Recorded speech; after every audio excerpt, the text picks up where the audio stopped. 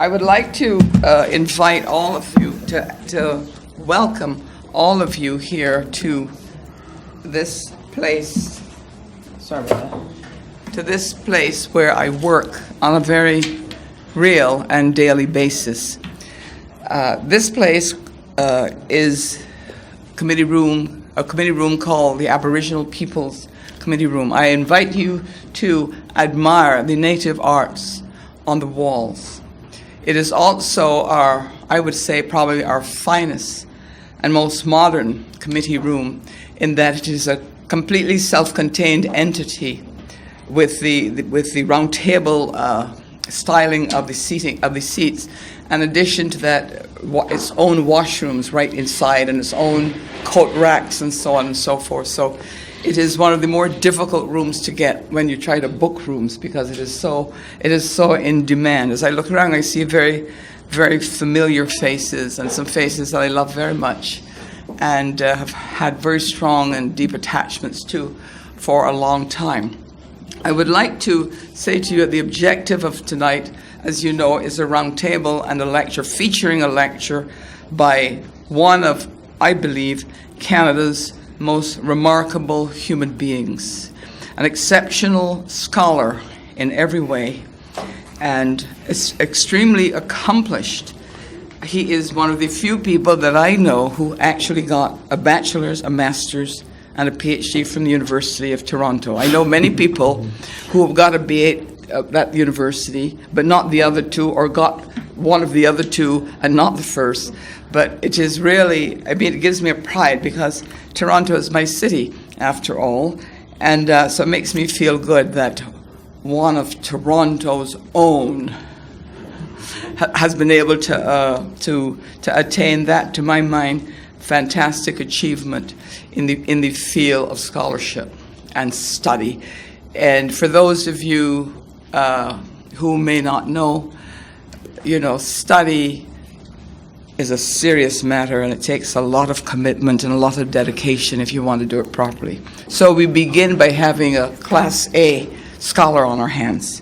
So let me just continue. Donald Dutton, I've known him for many years. I consider him a friend, and his dear wife is sitting right there, so you can see her. So maybe you should wave so that people know you're keeping an eye on your husband. And he currently is a professor at the University of British Columbia. And in my view, he is Canada's preeminent scholar in the field of domestic violence. So his topic tonight will be, quote, an empirical approach to innovations in intimate partner violence policy. It is very important that you know, and that we begin to talk more about the fact that all the literature and all the research in family violence and domestic violence shows symmetry and reciprocity. In other words, men and women commit violence against each other roughly, equally, right, symmetrical, and with same amount of reciprocity. But yet, the term violence against women has prospered for reasons that are not scholarly, but have more to do with ideology. And for a large part of my career, I have fought that radical feminist ideology, which has had a terrible role, I think, in suppressing serious research and serious study, but in other words, creating the illusion that all violence is men's. In other words, women are all good and beautiful and always truth tellers, but those men, they are, maybe a little bit morally inferior to women, and perhaps even morally defective by nature. And I have a quote somewhere in here by one of the ultra-feminists, and I have it. I won't read it to you directly, but it says something to the effect that to secure a good, healthy female future, the number of males in the population would have to be reduced to 10%. I mean, it's laughable. However, some people take that seriously. I don't. I think it's a nasty statement, and I think it's a vicious statement. But in any event, I think that we will follow this by presentations on Dr. Dutton's remarks, And I'm not too sure if I shall introduce the discussants right now. I'll do it afterwards. But I would like to ask my friend, your husband, our guest, Dr. Donald Dutton, to come and take the podium. Now, is it good enough for you? Very good. Thank you very much. Thank you. Thank you. Can you hear me all right? So many mics here, I'm not sure which is which. First of all, I would obviously like to thank Senator Cools for making this happen. Some of you, I understand, are researchers, so you know how serendipitous it is when a person in a position of political power actually writes to you and asks to read research and, has the intellectual curiosity to follow through on the research. Doesn't happen that often, and it's always great when it does. I also like to thank all of you for showing up today. I understand a lot of you have already put in a 9-to-5 job, and it's after hours is a very long day. I'm probably going to go an hour and some, 20 minutes or a half or so. And we have lots of wine. Lots of wine, that's good, okay. Also, a little bit of what I understand that some of what I'm going to say you already know, because I know there's a lot of people here familiar with domestic violence field, so this might be old hat to some of you, and some of it might be brand new. I want to just sort of start out. I've got a sort of picture up here by the New York artist George Tooker. It's one view of gender relations, one I hope we can get away from, but one that perhaps has driven some of the things that drive us in domestic violence. And here's a very recent high-profile case. Ray Rice, National Football League running back with the Baltimore Ravens, who punched his fiancée and knocked her out. He was fired by the team. His fiancée actually wanted to marry him the month after this happened, but the team fired him. And there was a sort of media frenzy about it, talking about victimhood of women and why didn't the NFL act sooner. I want to take this as sort of a jumping off point to explore some of the stereotypes about domestic violence perpetrators. And I'm going to give you a series of three themes that run through a number of high-profile cases in the last period of time. All of which are stereotypic, and I'm guessing you can probably get all three of them. And this is a little device from my college undergraduate classes. They get 2 out of 3 all the time, and they're starting to get the third one. So here's domestic violence 2009. This is Chris Brown, who was charged in March 2009, later convicted of domestic assault on his girlfriend Rihanna. Has had subsequent temper problems, but not with her, perhaps because she has separated from him. So that's Chris Brown, 2009. And Oprah, by the way, on talking about Chris Brown, said if he hits you once, he will hit you again. So there's one of these questions about the recurrence of domestic violence. If it happens once, does that mean it's doomed to happen a second time? Back to 2003, we have Bobby Brown, verbally abusive, jealous, and cocaine addicted. He was married to Whitney Houston. He was arrested for misdemeanor battery on her, as well as drug possession, driving under the influence, and resisting arrest. Back a little bit further, we have Jim Brown. Are you starting to pick up a certain theme here in terms of stereotyping? Former NFL running back and movie star, was arrested and charged with wife assault in 1998.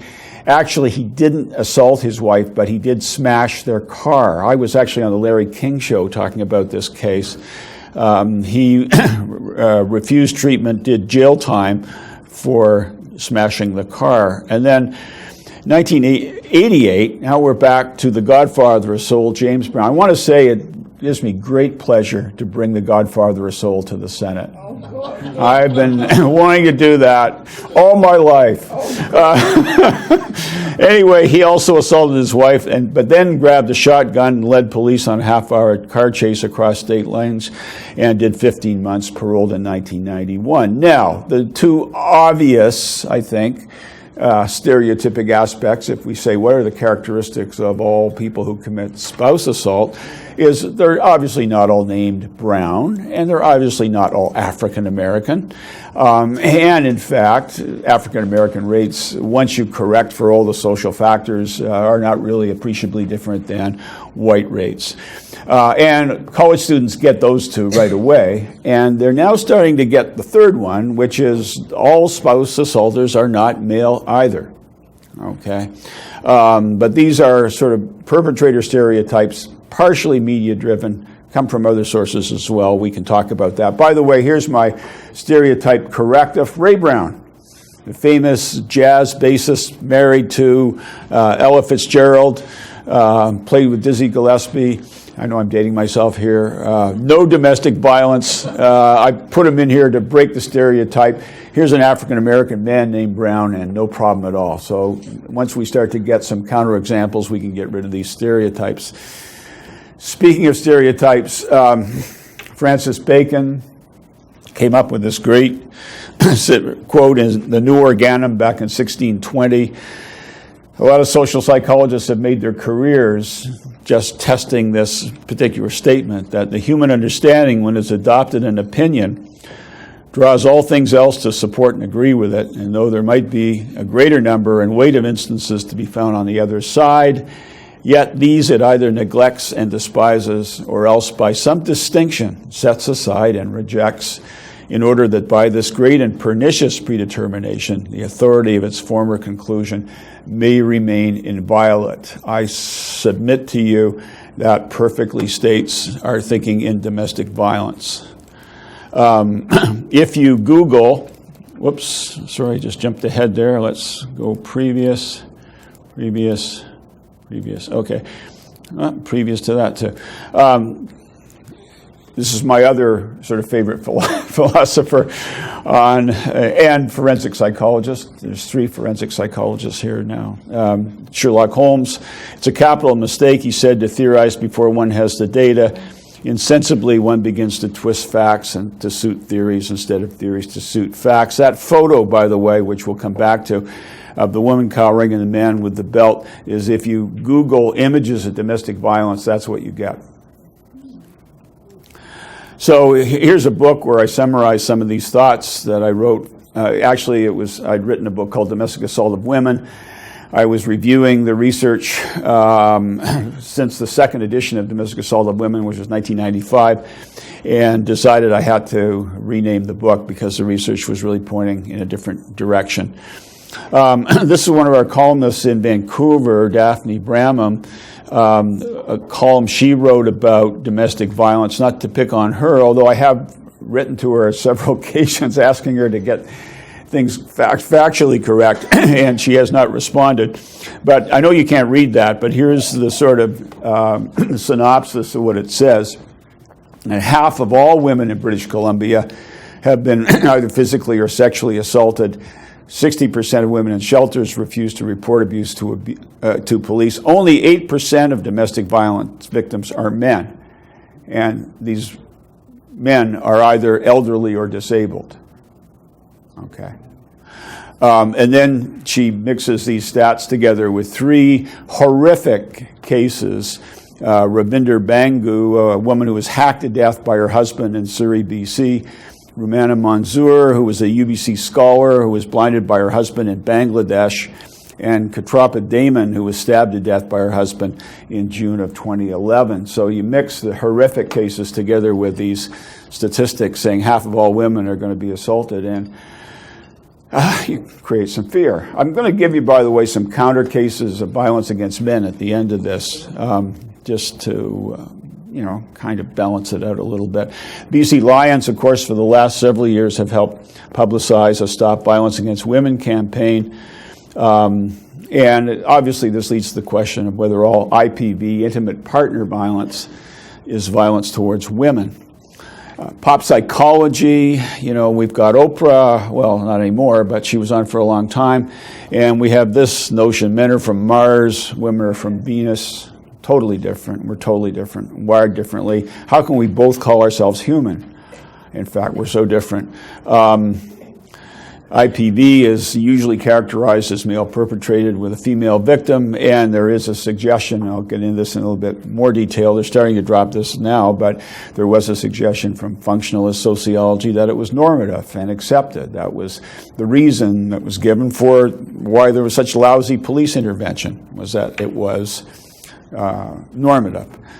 So how frequently does it happen? So for example, for 100,000 couples, how many would we get this kind of horrific violence where he's, unilaterally using severe violence, using a weapon against a woman, a nonviolent woman who's clearly terrified.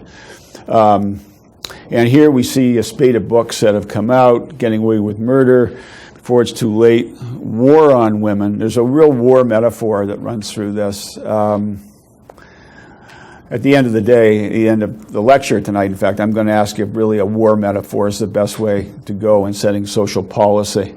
Violence against women, the war on women, etc. And of course, in Canada, we've got this particularly high-profile case, Life with Billy.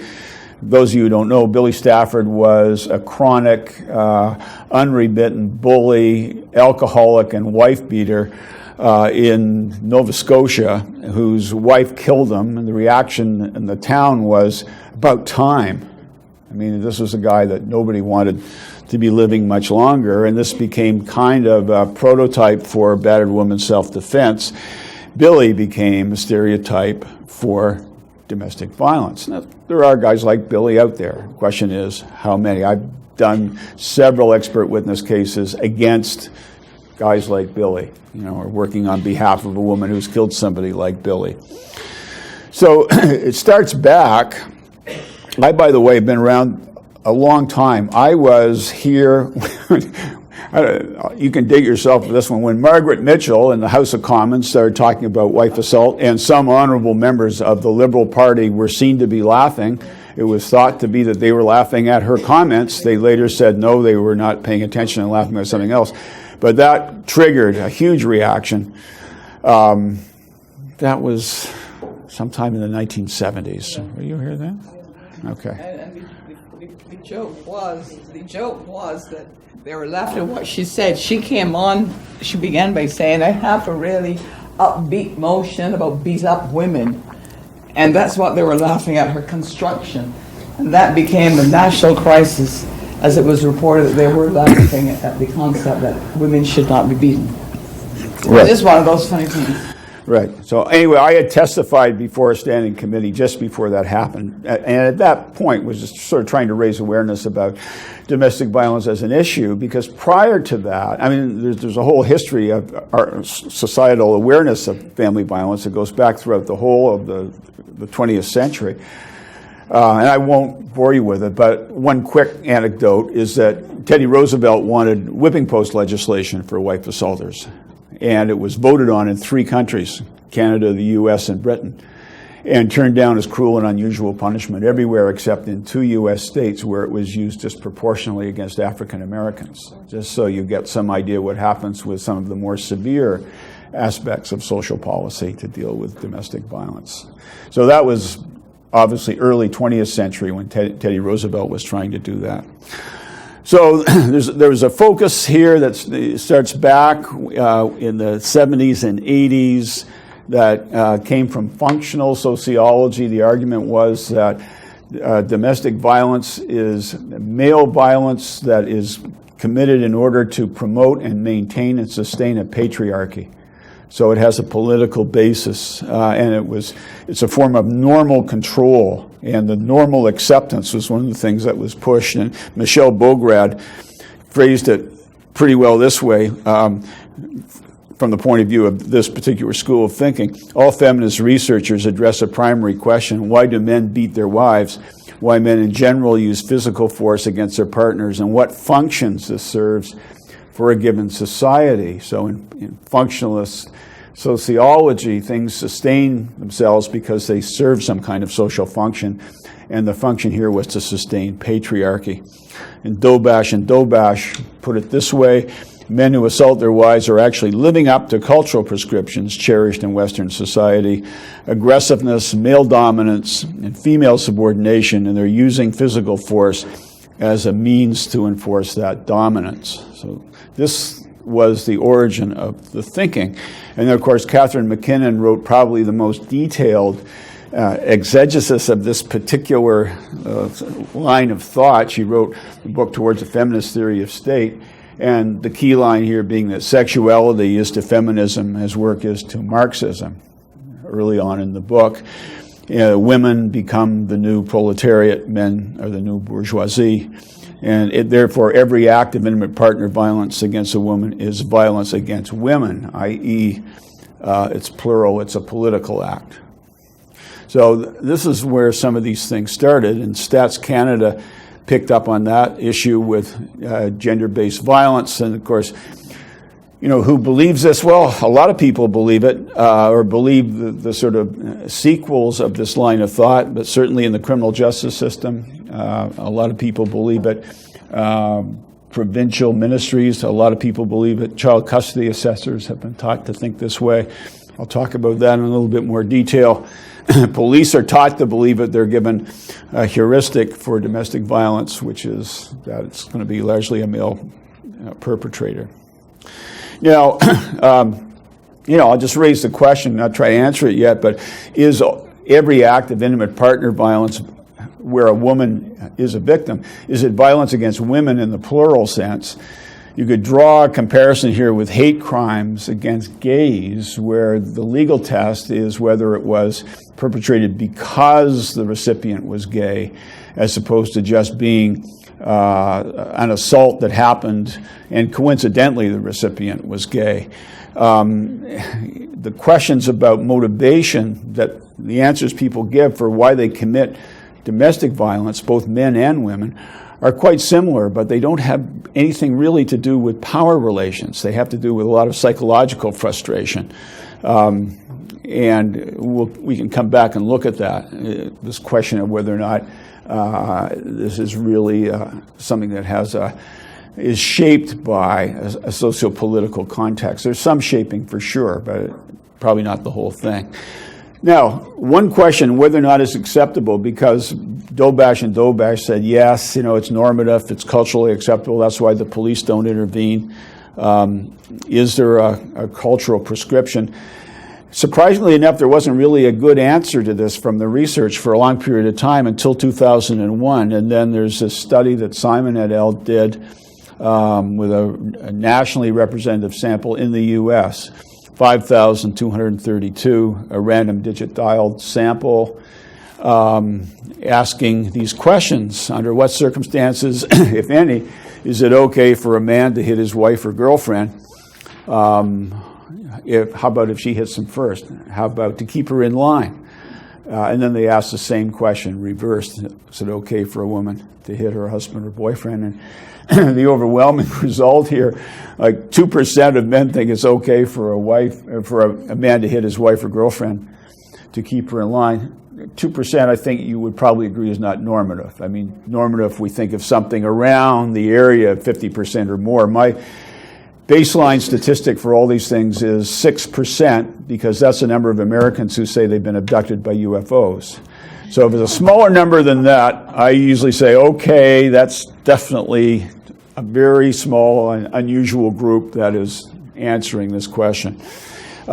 Even when one person is struck by the other, a majority still don't think it's okay to use violence. But certainly this notion of hitting her to keep her in line is clearly not normative.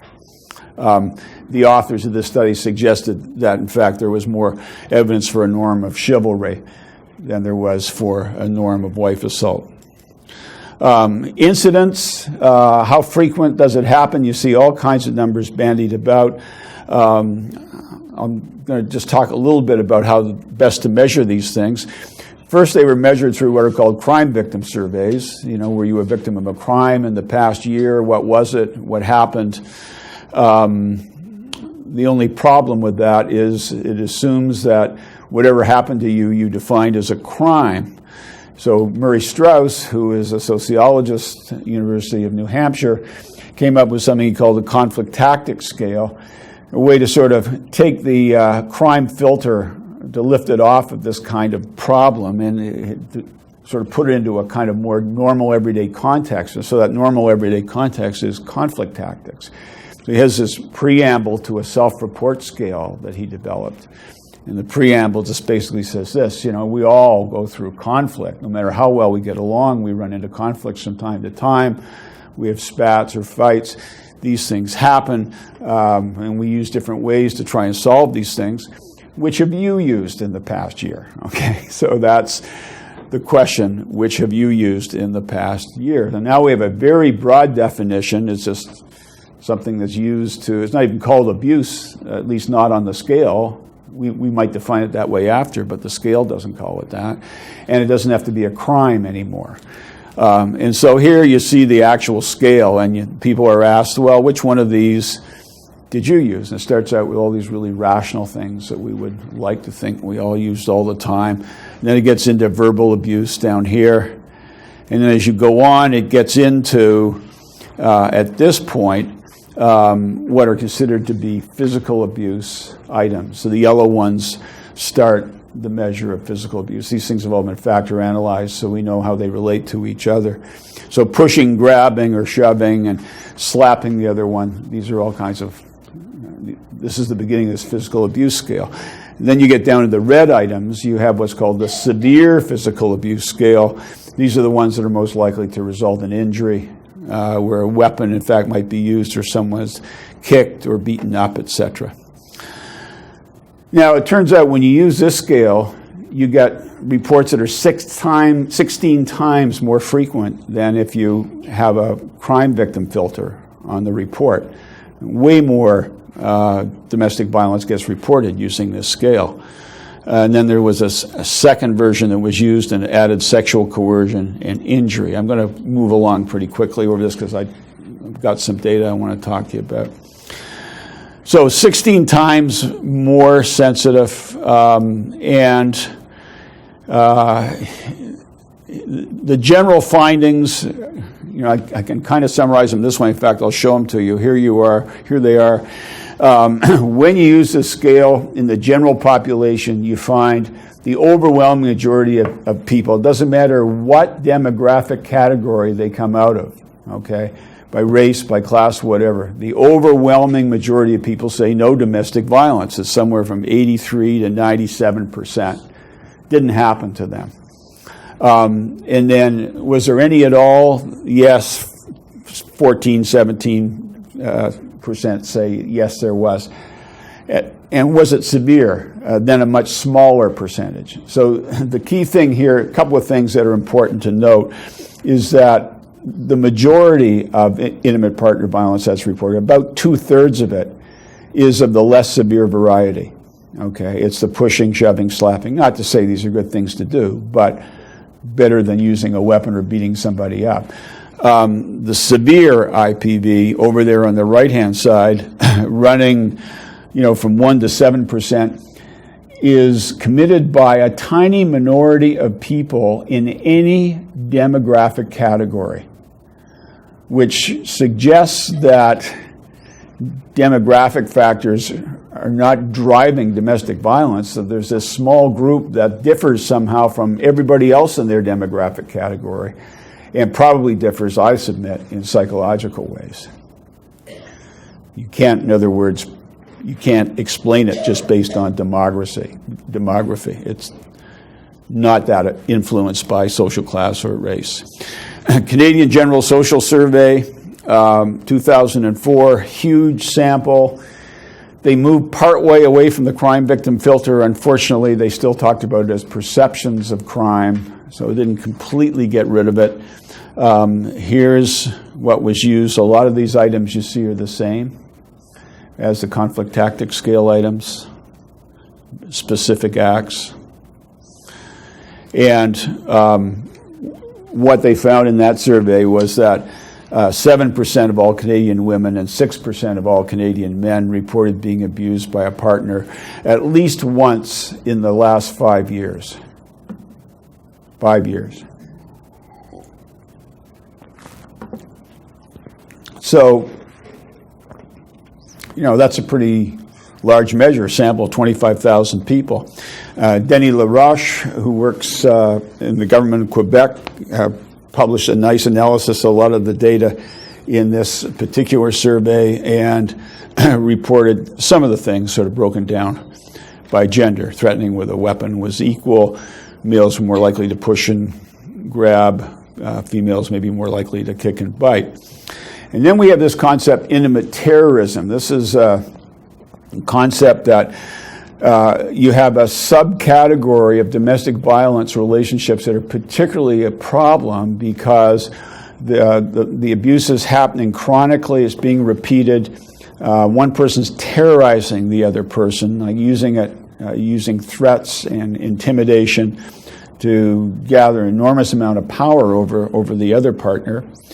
And with the Canadian Social Survey, there was a power scale built into it. So it was possible, in other words, to estimate the use of intimate terrorism, which Denny LaRoche did, and found that this repeat severe instrumental violence by a partner was reported by 2.6% of all men in the survey and 4.2% of all women in the survey. And that, of course, is considered to be a particularly egregious form of domestic violence because of the risk of injury. And that's one where obviously we need to get in and intervene as quickly as possible. And then LaRoche also looked at what people did as a result of this, calling police, women more likely to call police, men less likely to seek help. No help from a shelter. We'll come back and talk about that one because that's not really possible. Seeing a psychologist, though, women were more likely to make use of that.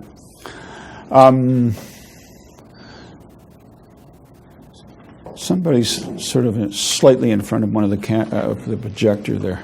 Yeah, okay. Yeah, I think so. I think it must be. Yeah, okay. Yeah, that's good. So all these things were kind of first put together by John Archer in a study he did in 2001. He did this huge meta-analytic study. Meta-analytic study, you take all the separate studies that have been done, in this case on gender and intimate partner violence, and you analyze them in such a way that you take into consideration the different sample sizes, et cetera, and you come up with a generic or composite score across all studies. So it's typically thought to be the kind of gold standard because it avoids problems that might be associated with any one particular study. And so Archer did this for gender and domestic violence and calculated a statistic called D prime. We got rid of t-tests a long time ago in social sciences. You know, they tell you that there's a significant difference between groups, but when you're studying groups of sample size of 65,000, everything's going to be significant. What you want to know is how big a difference is there, and that's what D prime tells you. It tells you the size of the difference between two groups. It's typically reported as a percentage of a standard deviation between the two distributions of the two groups. So it tells you how big. Very useful statistic to know in health statistics, for example. You want to know that brushing your teeth a particular way is good. You want to test 300 studies that have used two different ways of brushing teeth. You want to know what the D prime is, not just that there's a significant difference. So that's what Archer used here, D prime, as a measure of a number of different aspects of domestic violence. So here you see the data, and we're looking at huge numbers here because, you know, he's got hundreds of studies into this composite meta-analytic study. And the bottom line is this: the D prime across studies said that women were slightly more likely to commit intimate partner violence than were men. That's why this is a negative 0.05. Were more likely to be injured, but 1/6 of a standard deviation. So, you know, to translate that into IQ terms, 1/6 of a standard deviation would be about 3 IQ percentage points. It's a small difference, in other words. Okay. And medical treatment, 0.08. So this got published in a major psychological journal, the Psych Bulletin, in the year 2000. And the first sort of major thing that reported across a number of studies the fact that female violence was so prevalent. Here's what it looks like, okay? You see two overlapping distributions with a D prime here of 0.06. So it's not black and white, is what it's saying. You got two slightly different shades of gray here in terms of this particular violence. Now, If that wasn't enough, Sarah Desmarais, PhD from Simon Fraser University, who's now teaching in the U.S., combined data from 750 studies of intimate partner violence incidents, boiled it down to 249 that were methodologically the best and had the most information. 86% of these were done in the U.S. There's sample sizes from 42 to 135,000, and focused primarily on past year rates because those are ones where our memory is a little bit more reliable. Lifetime rates, there's memory issues.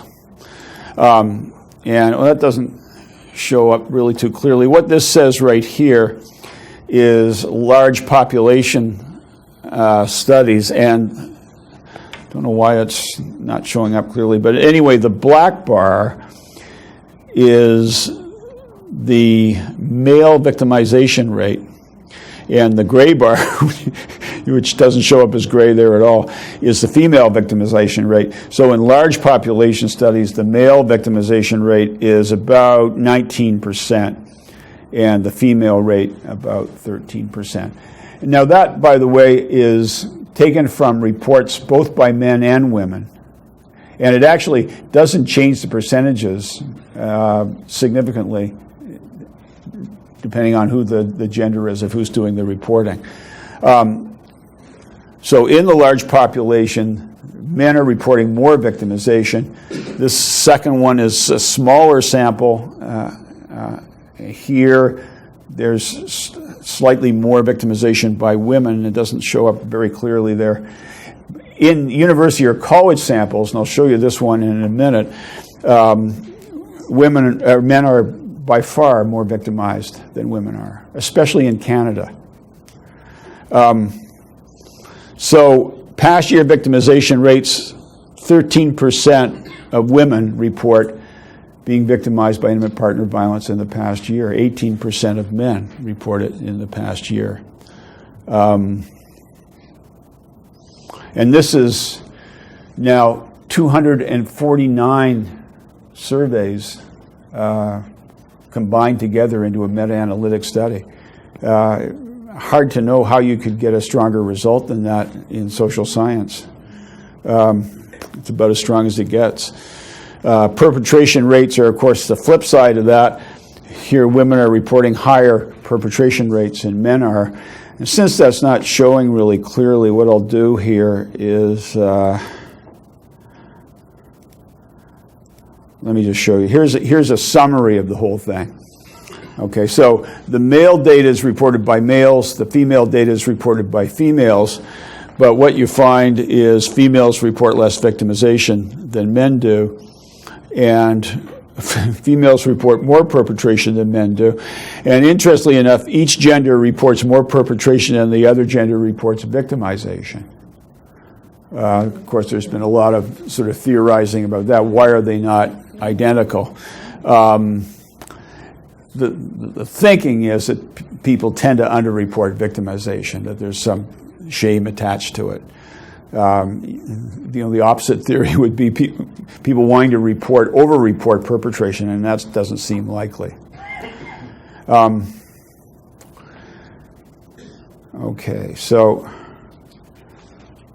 and just to compare that, so now we're talking about 249 surveys that show male perpetration is lower than female, and victimization is higher. And Daphne Bramham, who's saying something that I don't think is that unusual in Canadian newspapers, only 8% of men are victims. I mean, even if you look at the Canadian Social Service, social survey, you see that it's clearly much higher than that. And it's not just elderly or disabled. That's just part of the stereotype that men are bigger and stronger, so they should be able to defend themselves.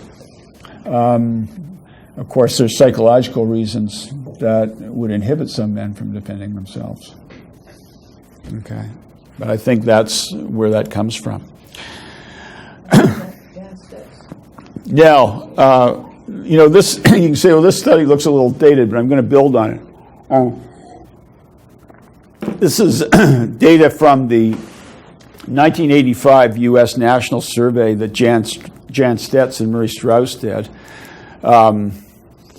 And so it's a large national survey, 5,833 people. Contact on the telephone, asked about domestic violence. 922 of them report some, 16%. It's about an average report rate. Report rates are higher with younger populations. That's the one demographic factor that does impact on incidents. And so then we're going to look here at something they did in this particular report that is essential, but it hasn't been done that great a number of times. In other words, what they do is they take all those people who report domestic violence and they break it down into the patterns of violence that happen in a particular family. It's possible for the female to be nonviolent or to just use minor violence or to use severe violence. It's also possible for the male to do any one of those three things. So here they've got that all broken down, and of course they were also interested in cohabiting and married couples. So you see the difference here. But even if we just pick married couples at the bottom, these percentages are not percentages of the whole population who report this. They're percentages of the population who reported domestic violence and how it breaks down into these particular patterns.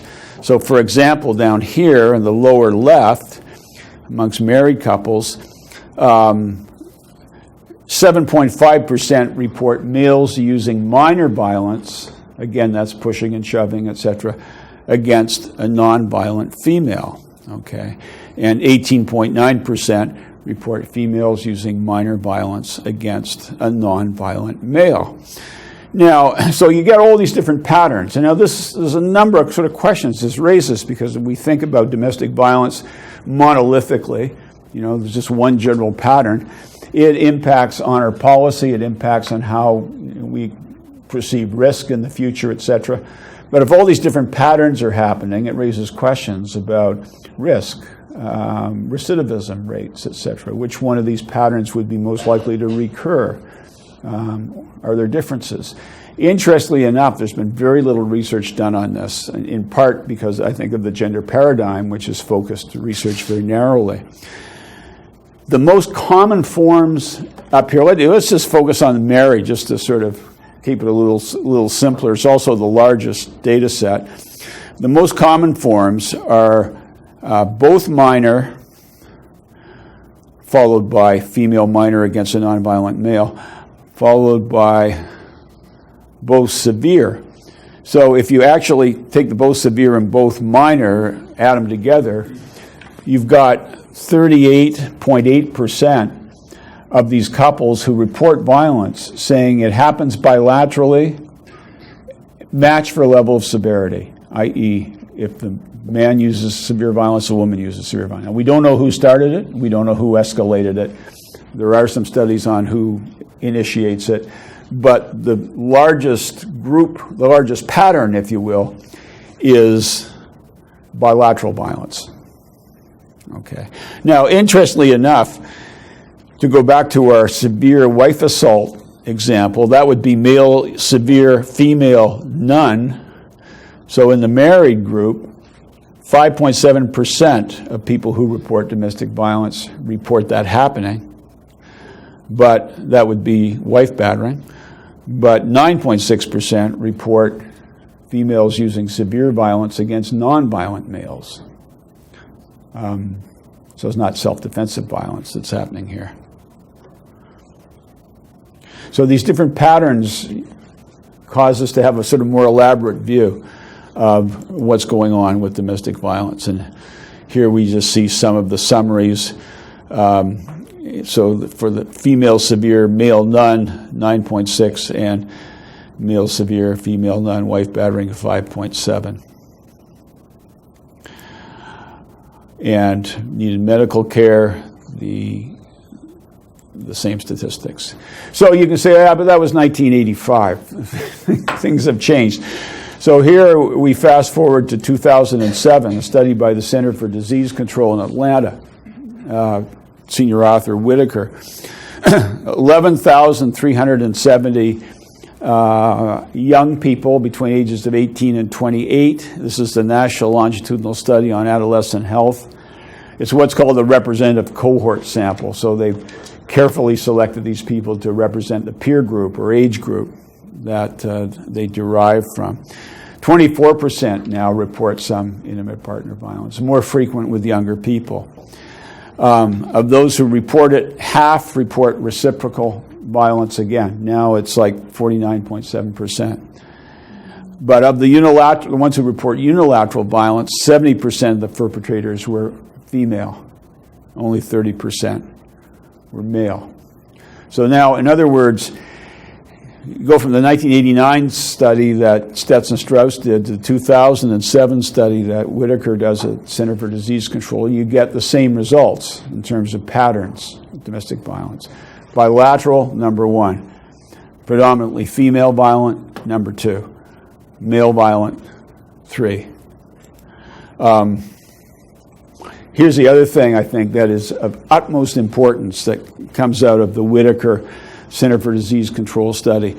Most female injury resulted from reciprocal intimate partner violence, not from the stereotype of the unilateral male beating her up. It came from reciprocal violence. Now that, if we're really interested in reducing violence towards women, then that suggests that we need to start paying attention to reciprocally violent relationships. If these are the ones that the evidence says is where women are getting hurt the most, then we need to rethink our policy in some way to take this into consideration. There's what Whitaker et al. Said. Men were more likely to inflict injury than women, and reciprocal intimate partner violence was associated with greater injury than was non-reciprocal intimate partner violence, regardless of the gender of the perpetrators. It didn't matter whether it was the man or the woman in a unilateral role. They weren't causing as much injury as bilateral violence. Okay, so that's 2 studies 20 years apart. But in fact, there's 5 large sample independent surveys that have been done, which are listed up here. So the top one is the one we talked about, Stetson-Strauss, 1989. The second one, Whitaker, National Longitudinal Study, Adolescent Health, 18 to 28. If you're 28, you probably don't think of yourself as an adolescent, but anyway. Second one down.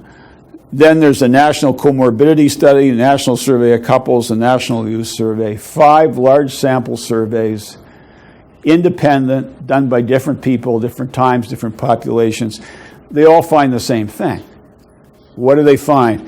Well, the column on the left, the percentage of people who report intimate partner violence. And, it runs from a low of 15% up to 35%.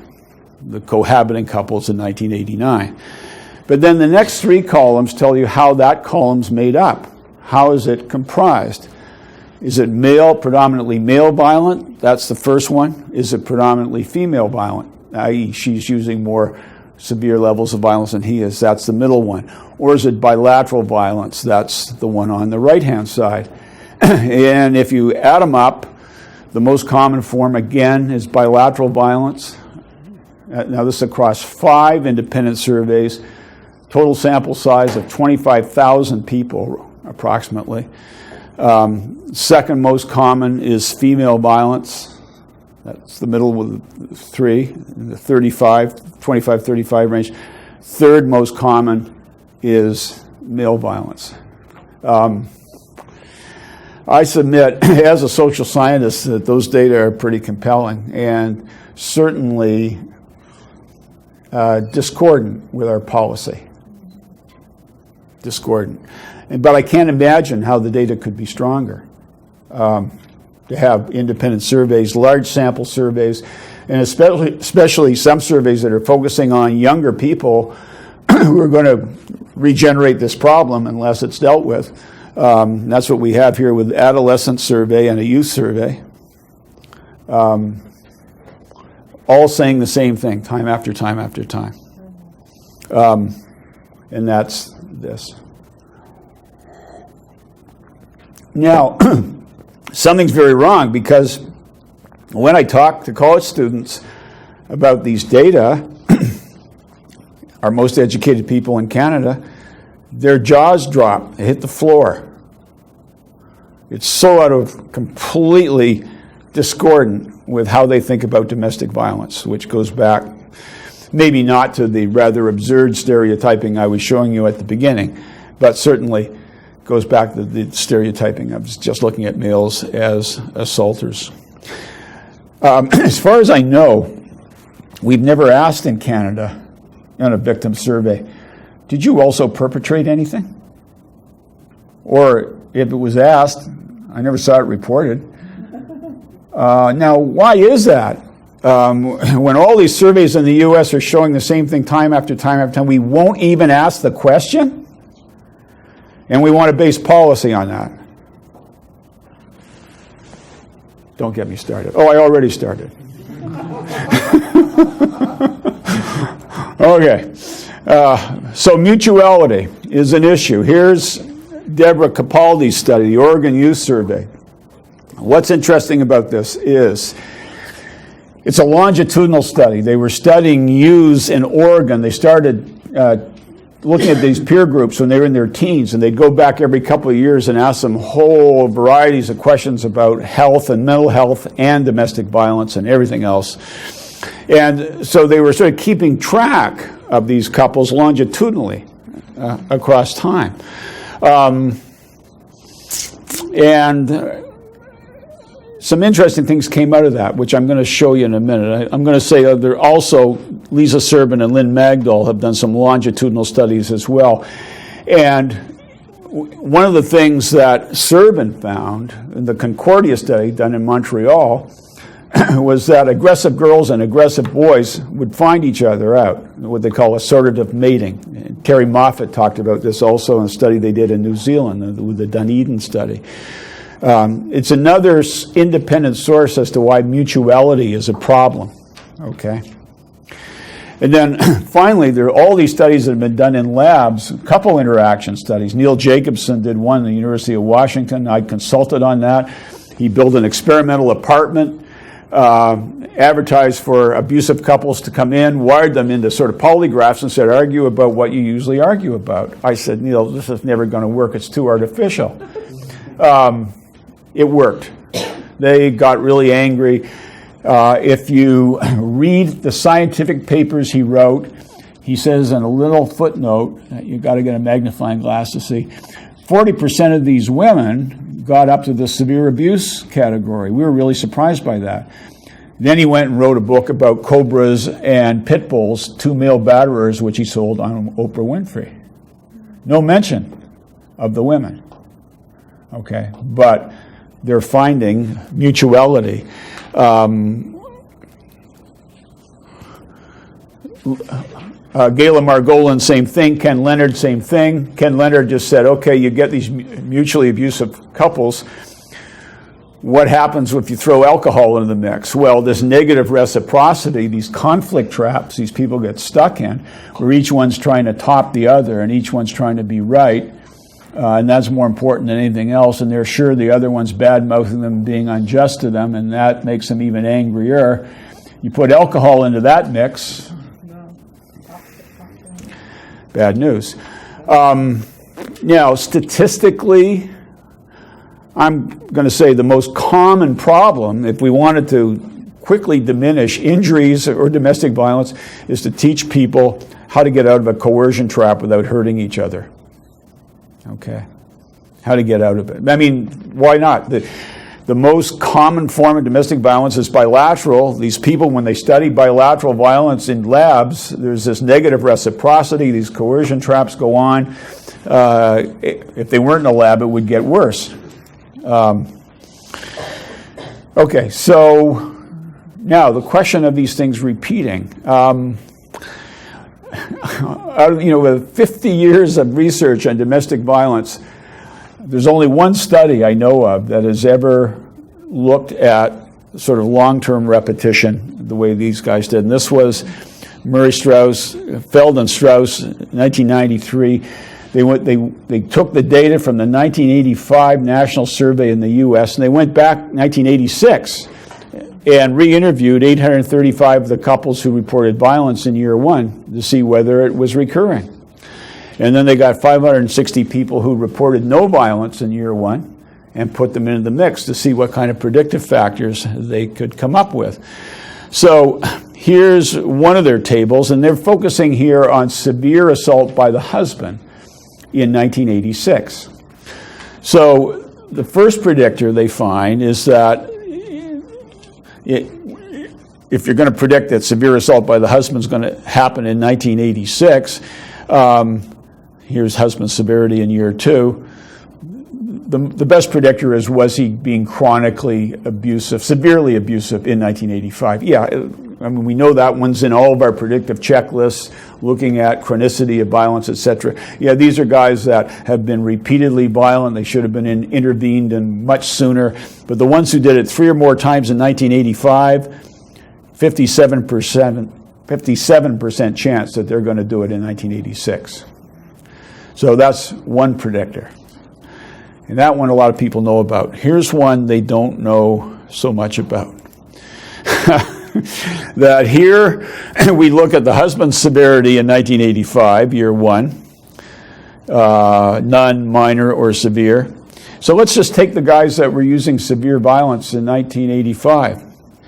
How likely are they to use it in 1986? Well, if they're with a woman that doesn't use severe violence, only 6% use it in 1986. If they're with a woman that used minor violence in 85, 23% are likely to use it in 1986. If they're with a woman who uses severe violence same as they do, 42% use it in 1986. Why is that interesting? Because there is not one single risk prediction instrument in psychology that asks for assessment of both members of the couple. And when I was asked in maybe 2003, I had a group in Chicago wanted me to come down and talk about risk prediction, and finally I said, okay, and I sent them these data, and they canceled the next day. Because in those days, and to a certain extent still today, you just don't look at the woman's behavior. It's blaming the victim. And how do we know that she's the victim? Because it's politically mandated. I mean, all we know from the data here is that there's 2 victims, and they're using severe violence against each other. But we know that when that happens, they're 6 times more likely to keep doing it the next year. Don't we want to know that? You want to intervene? You want to stop it from happening? Why would you not want to know that? Don't get me started. Okay, repetition. Most likely recidivists, both members of a couple use severe violence. The husband only used it once or twice in 85 without knowing what the wife's IPV was. Then his 1986 rate for severe violence was 19%. Okay, now one other, I'll go over this one a little bit more quickly, but one other aspect of the original stereotype of domestic violence is it was always used for control. Power and control. But again, Jan Stetz at Washington State University has done research on this. 1,295 couples using a control scale. Wives reported more frequent control over their husbands and vice versa. Levels of control declined from year one. Right after marriage, they peak right after marriage. This is the good news for those of you who have been married more than 1 year.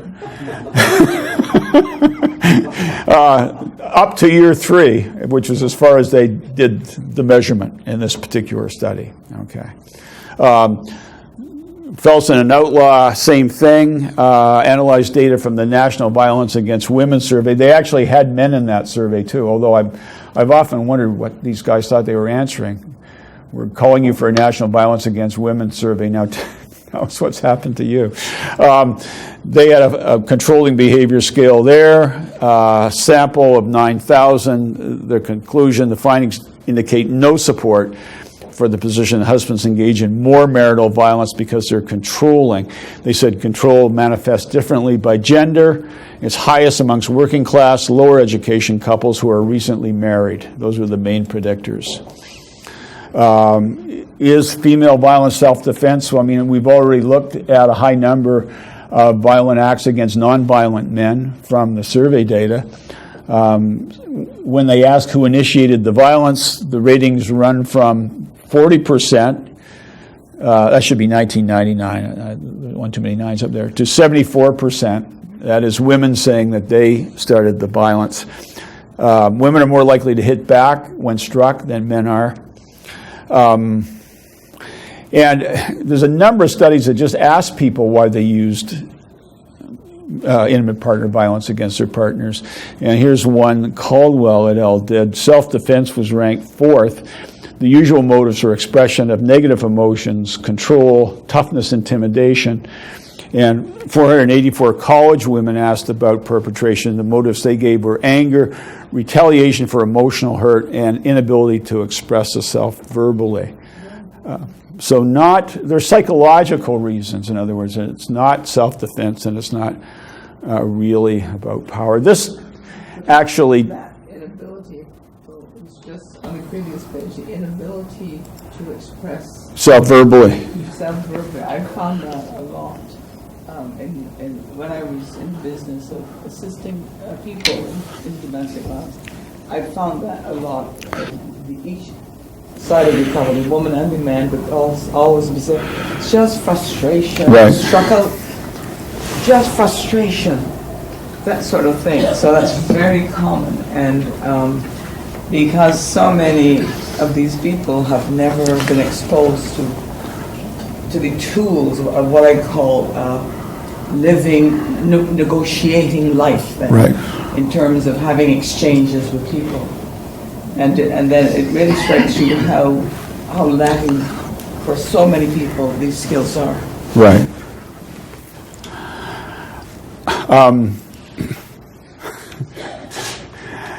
Do we make too much of the male-female difference thing?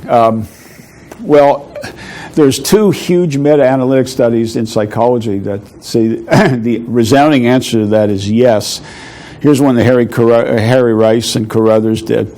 Looking at male-female differences in psychological traits. Okay, now we're not talking about stereotypic activities. We're talking about psychological traits like intimacy, empathy, extroversion, openness, agreeableness, emotional stability, conscientiousness. No difference. They're not finding the differences, the stereotypes would lead us to think were there. No differences found for any personality traits. They were dimensional. And distributed pretty commonly.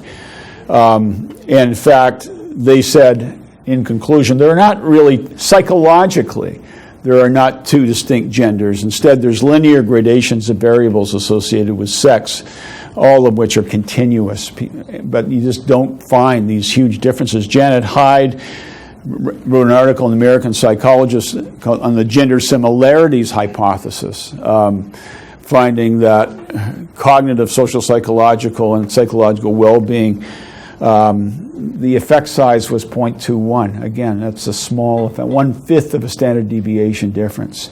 That would mean in IQ terms a difference of 3 IQ points. It's a very small difference.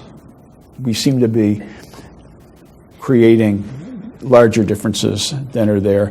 Why did this happen? Carruthers and Rice said, well, people tend to think categorically. We have easily accessible categories, the kind that Francis Bacon was talking about, and then we keep finding examples to verify the categories that we have, and we disregard the examples that don't fit. And pretty soon those categories rule the roost. Now,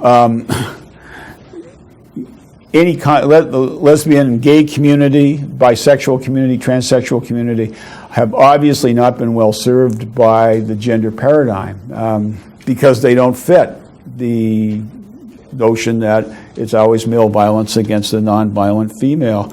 And here's there's several interesting studies done. This one that Guanyat Lee did in Arizona in 1991. 350 lesbians, 78% of them had prior relationships with a man and a woman at different times. And they were asked to report on abuse victimization in each, and they report consistently higher abuse by the female partner. Interesting for 2 reasons. I mean, one is these women are all a sort of common factor in each one of these relationships, the one with the man and with the woman. And also, I mean, the general incidence reports suggest that if you're living in any kind of alternative arrangement, there's more stress on that arrangement, which can contribute to the violence rates all over. But the main point being these communities just not well served. And when I was a therapist in the Assault of Husbands Project, I kept wanting to take gay men into our treatment groups. My other therapist said, no, it'll be too disruptive. And so the result was there's nothing for these guys, just nothing. The injury problem is an interesting one. Only one careful study done on injuries to males, an emergency clinic in Philadelphia, where they actually asked males who came in with injuries, how did you get that? Hardly ever done. 12.6% were victims of domestic violence. They reported being kicked, bitten, punched, or choked. In 47% of the cases, 37% reported a weapon being used against them. The authors reported the numbers would have been higher, but they had to stop counting after midnight and screened out the major trauma cases, which get worse as we get later. Also, studies done on psychological consequences. This was a large sample study by Coker. You see practically 14,000 people in this, and they find basically that psychological and physical victimization produce similar effects in both genders: depression, substance use, chronic physical illness, chronic mental illness. So again, it's not just women who are who are disturbed by the impact of domestic violence. Now, child abuse, big issue. I got into a sort of a series of polemic in the literature with this one, with Michael Johnson. But there were two books written on custody assessments in 2003, one by Peter Jaffe, one by Lundy Bancroft.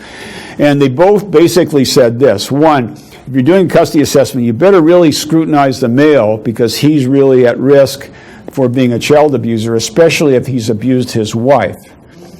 And then they said, expect the men to deny this, which I then went on to describe as the witch hunt formula for doing an assessment. Only male domestic violence serious to women and children, and abusive men will be extra litigious. Jaffe said that claim was based on 2 anecdotal reports, not on any data. By the way, the actual overlap of wife abuse and child abuse is 6%, documented overlap. Okay, so custody assessors need to know this. We look at the U.S. National Survey on child maltreatment. Oh, that's not showing up well at all. Okay, these are perpetrators of child fatalities. Anyway, the bottom line is the mother's involved 60% of the time in child fatalities, and the father 42%. And this is, if you want a big sample, almost 750,000 investigations of child abuse. So, if I'm going to be speaking in Seattle in June to the American Association of Family Court Counselors, going back over these data again, just to make sure that, hey, it's an assessment. You assess both parties. That's the thing that's fair and empirically validated. Lynn McDonald, one of the few studies we could find where somebody actually asked women in a shelter about their own use of violence, and she did, and she found women's own violence was an independent predictor of her children's behavior problems. That the children were 2.5 more times more likely to be exposed to maternal intimate partner violence than paternal. And these were women who were in a women's shelter. So we know already that this is a highly select group that's been exposed to a lot of violence. The fact that their own violence was entering in here is really pretty amazing. Okay, we talked about that one.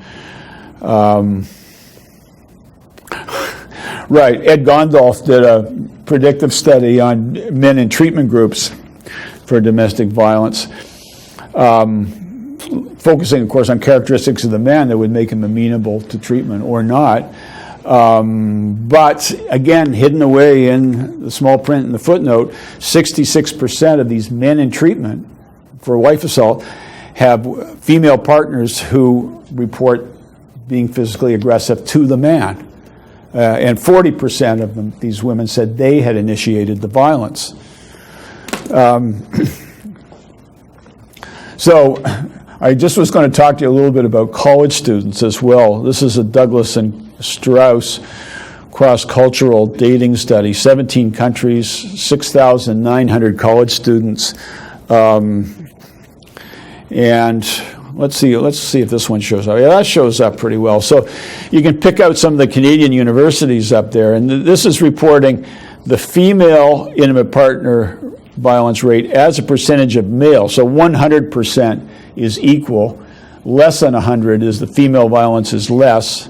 And over 100, it's more. So we get down to Canada, London, 170.8%. We get down to Canada, Toronto, 143.5. Canada, Winnipeg, 177. Oh, wait a minute. Did I get that right? No, it's only 96.8. And then Canada, Hamilton, I guess that's McMaster, 181.1. Canada, Montreal, 113.3. The same result, in other words.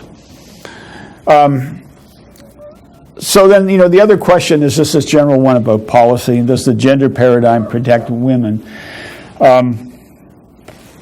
Some studies have found that some of the more criminal justice-oriented solutions to dealing with domestic violence, like mandatory arrest, or in some cases family court, a family violence court, have not really had their intended impact. In the study that Hotelling and Buzawa did on family court, they went and interviewed women who had come back to court and women who'd never come back to court and found out that there were equal amounts of violence going on in the two groups.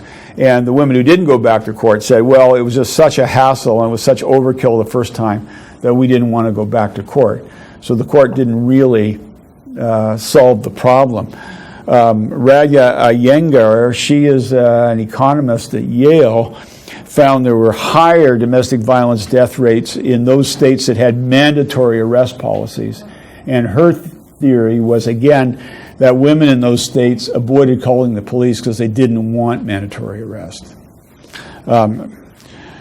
There's all the Sherman and Burke and other studies done on police arrest with very mixed results. Basically Sherman and Burke got a deterrence effect for about 8 months, and then it flip-flopped, and the arrested group did worse. So what made this study interesting was that they'd actually had police clear the call randomly. I mean, they were given a predetermined, you warn them, you give them a short warning, or you arrest them. So it was all randomly assigned. Hardly ever get to do that in social science. Didn't have the effect that they wanted. And there were differential effects by racial group. It was just really, really complicated, not the type of clear-cut cessation of domestic violence that people wanted. Linda Mills, my colleague at NYU, who's both a lawyer and social worker, said that mandatory arrest might just re-victimize women who don't necessarily want their husband arrested, and really what the criminal justice system should do is to empower a victim.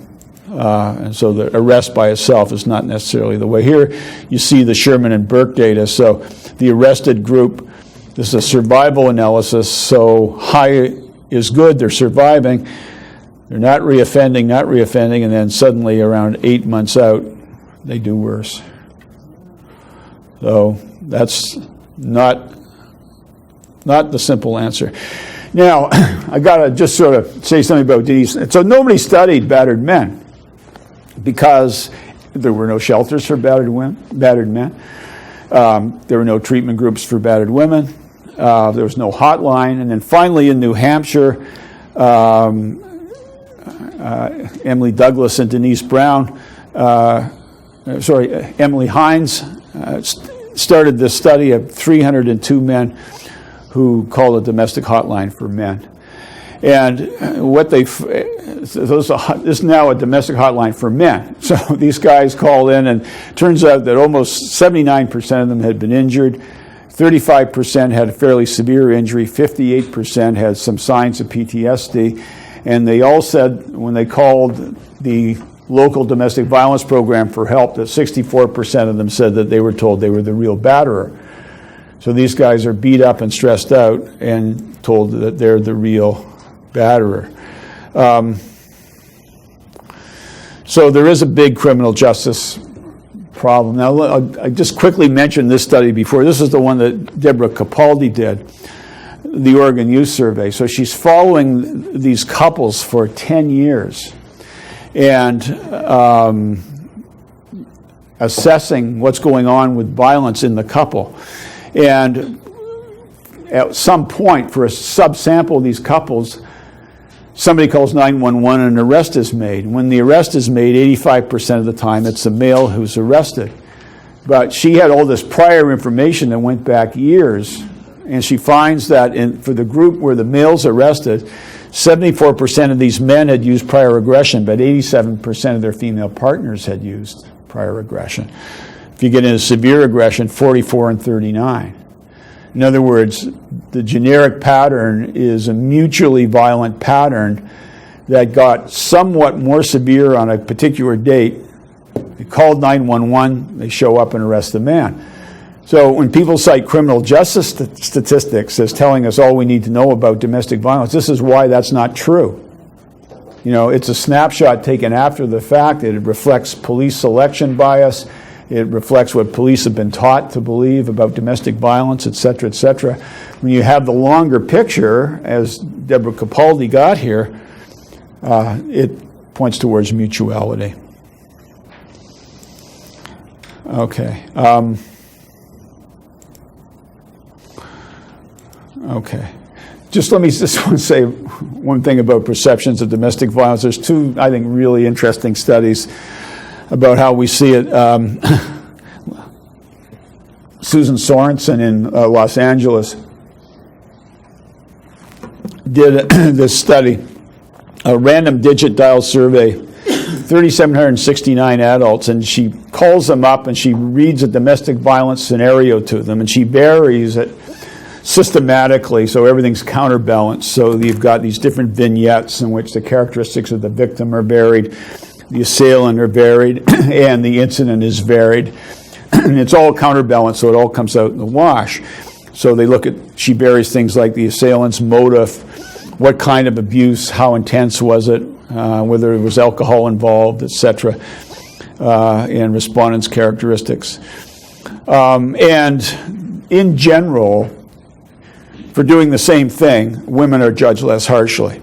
It's less harsh, and it takes contextual factors into account than if a man does it. And by the way, these are not all things like he punched her, which in theory could be worse than she punched him, but they also include psychological issues as well, like she asked him his whereabouts as opposed to he asked her whereabouts. So it's not just a physical violence thing. It's summed across a number of different dimensions. Across vignettes, male violence is seen as more likely to be illegal. Police should be called, the assailant should be arrested, should serve jail or prison time, or that a restraining order should be issued. Now, and Susan Sorensen says, important note, some of the abuse types were physical, others were psychological, involving control or humiliation. So it's not just the effect of getting punched. Now, I wish it was just the general public, but in fact, here we have psychologists, my homies, right? Here we have 449 clinicians, psychologists at median age 52, same deal. They're given these varied scenarios. Things like the gender of the perpetrator are varied, contextual factors are varied, and psychologists rate male perpetrated behaviors more abusive and severe than the wife's use of the identical actions. Identical, okay, these things are all counterbalanced experimentally.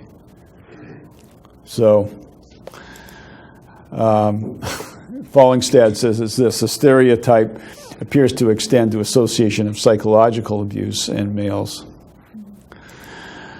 Okay, I promised you 3 sensational horror stories to wind it up. to counterbalance those other three. So here's one, Catherine Q, who drugged her husband, cut off his penis, and threw it into a garburator. Right. She said he deserved it. Apparently he deserved it because he talked about getting a divorce. When he woke up, he was tied to a bed and couldn't move. Okay, so there's that one. She has a website of Facebook followers who believe she should be set free. Okay. And there's Larissa Schuster, who dipped her husband headfirst into a vat of hydrochloric acid. Right. Bragged about her abusiveness to her manicurist, said, quote, "It's better than sex." Okay. The prosecution played telephone messages of her berating her husband on the phone. She first made him unconscious with a stun gun. And then there's Joyce Gregory, who squeezed her husband's testicles so strong that one of them popped out. And on her, in the Facebook, it says, "That sounds painful, but he probably did something to deserve it." I'm just putting these in to show you can pick horrific things that people from almost any group on the planet have done. But if you just focus on those horrific things, you get a really distorted view of the human condition. I wrote a book once about genocide and the human condition and wound up dedicating the book to my dog. Okay. So, by way of saying also that when we look equally at both genders, we find something a little different from the guy with the belt and the woman cowering in the background. That most IPVs bilateral. Why are we not using couples counseling? Why are we not using marital therapists? Women are hurt more often, but they're not the ones who are exclusively hurt.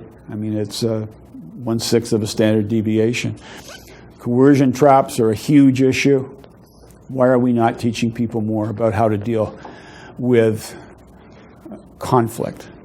Even just walking away and cooling down. I mean, when we did the treatment group, we used to teach people how to do timeouts. We give them a timeout card. You know, you walk away from the situation, you calm yourself down, you make sure you're doing this. You only go back if you can remain calmed down. If not, and we had group buddies in the group. They could go spend the night with this guy if they couldn't calm down that day. And you don't go back until things have calmed down. And then, of course, we have to teach some other ways of conflict resolution. This is just a stopgap measure, but we're not even doing that. Daphne Bram's article, I don't think is that unusual, but it does technically fit the criteria for propaganda. I had the great good fortune of reviewing Eileen Gambrell's book, Propaganda in the Helping Professions, for the American Psychological Association. And basically, you stretch or cherry-pick the data. You mix in really extreme examples with the stretched cherry-picked data to convey the impression that the extreme example is far more common than it usually is. And so typically that, Daphne Bram's column meets those criteria. The consequences extend to treatment. I won't go into this in great detail. I did cognitive behavioral treatment. I did group therapy for 15 years in Vancouver. And that basically got replaced. It got replaced by something called the Duluth model. Which was a kind of psychoeducational model that what's good about it is it's cheap and you can get probation officers to do it and they don't cost as much as psychologists or someone else. But it's totally based on the functional sociological view that we started out with, this Marxist view of relationships. Here's a quote that comes from it. This is what you're supposed to do to educate these guys who've been convicted of wife assault. Using slavery, a colonial relationship, or an oppressively structured workplace as an example, the facilitator can draw a picture of the consciousness of domination. So bear in mind now, half the guys in this group are going to be there with women who started the violence and are just as violent as they are. and you're now going to tell them about how they're dominating. And my favorite story was I was teaching this to the U.S. Department of Defense. This woman said, "Well, I can't wait to use a Duluth model. And this is Sergeant so-and-so, he's in my group. And as soon as he gets well from his combat injuries, I'm going to use it with him." And that didn't seem to strike her as ironic at all. I, of course, didn't see it that way. Ken Corvo and I wrote a paper where we likened the Duluth model to Korean brainwashing techniques used in the Korean War. There's one issue that you have to establish in any form of therapy with clients, and that's to form a therapeutic bond. You don't really do that by telling somebody they're the dominator when they might, in fact, not be. Okay. That's just a little bit more data. Basically, saying that the Duluth model doesn't work. Okay, it actually winds up producing higher recidivism than in untreated controls. Okay, like 4 of the 6 studies that were evaluated by this group in Washington State, the Duluth model was worse than untreated controls. So again, another vestige of the gender paradigm that just has to go. Paradigms are with us. The gender paradigm sailed through. Who was going to oppose it? I mean, the political left loved it because it was women's rights. Because once you equate intimate partner violence with the political act, then it is a women's rights issue, overlooking the fact that women might be violent too and there might be psychological causes. The political right loved it because it was a family values issue. There was no opposition. So it becomes what Kathleen Taylor, the neuropsychologist, calls an ephemeral belief, a complex constellation of beliefs, notoriously hard to change. And in fact, work on belief perseverance in social psychology says, if you believe the gender paradigm, nothing I've said right now will change your mind. Okay. On the other hand, there are those 249 studies that we talked about. Enough.